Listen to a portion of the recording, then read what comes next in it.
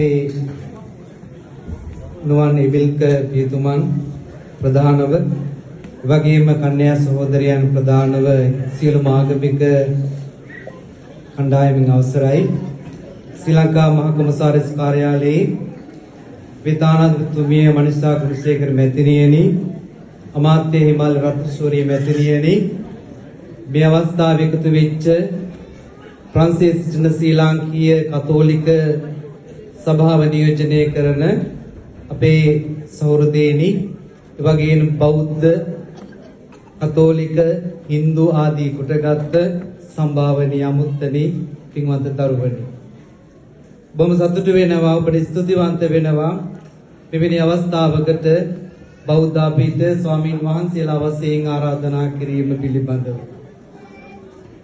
ඊටමත් සෞන්දර්යාත්මක සන්දහවක විසිතුරු සන්ධ්‍යාවක මේ දරුවන්ගේ දක්ෂතාවයන් දකින්ට දරුවන් ඉදිරිපත් කරන ඒ නර්තනයන් ගායනයන් දකින්නට අපිට ලැබීම මහා භාග්‍යයක් කොට සලකනවා.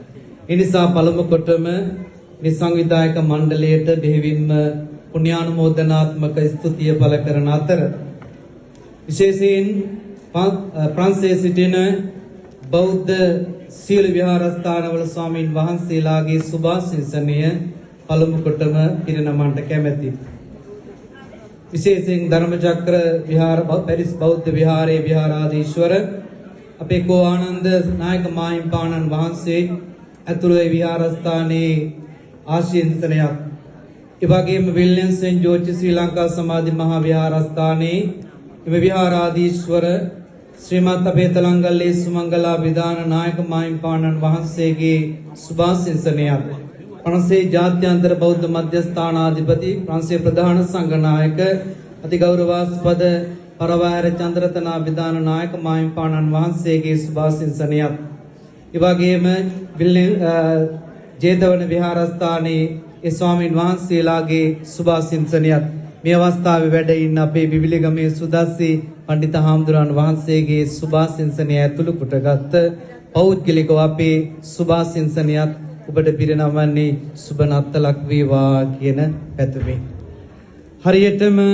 මීට වසර 2025කට පෙර ආතුව බෙත්ලෙහෙමේ අහසේ ලස්සන තාරුකාවක් පායලා ලෝකයට පණිවිඩයක් කියනවා දීප්තිමත් කුමාරයෙක් සාමේ කුමාරයෙක් මේ ලෝකයට උපත ලැබනවාය කියලා පින්වන්ත සුබ නිමිත්ත.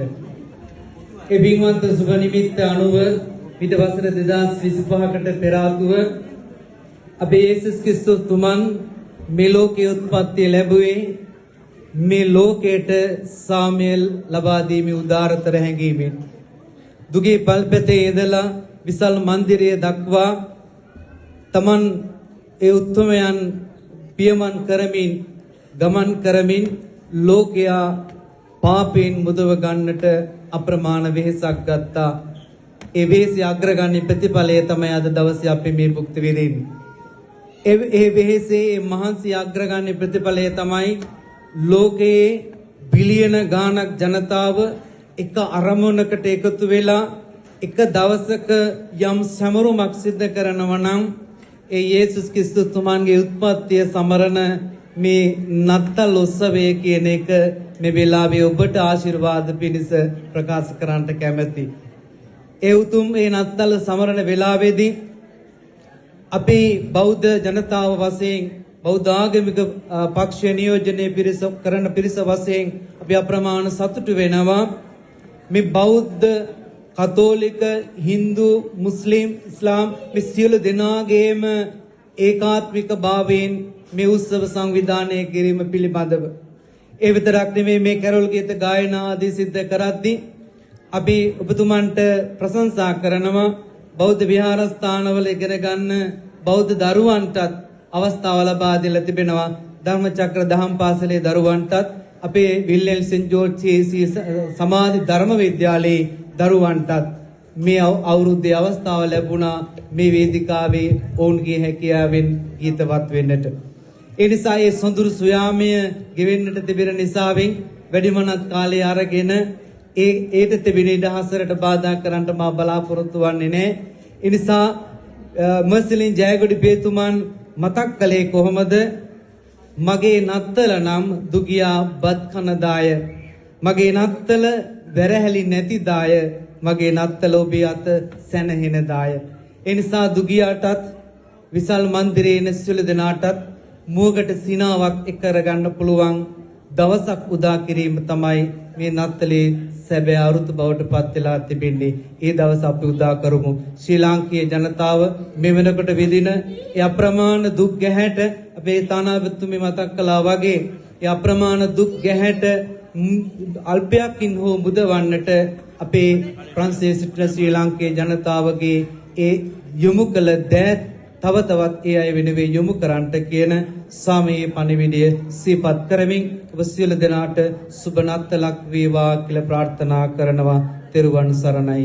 ජේසු පිටයි.